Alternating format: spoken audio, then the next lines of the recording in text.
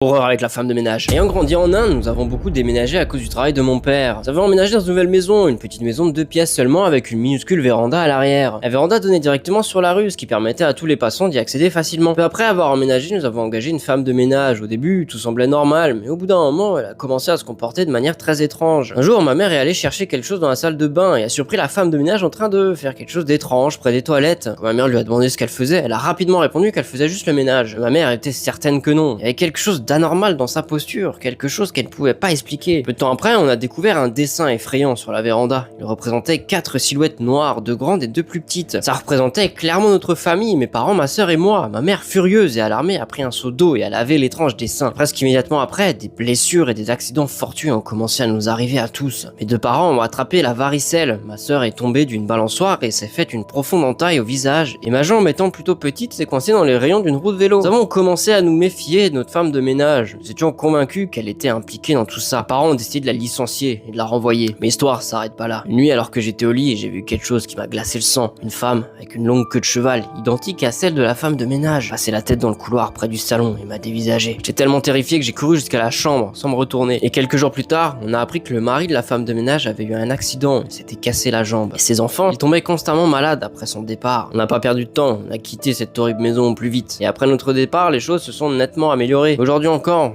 je me demande ce que faisait exactement cette femme de ménage.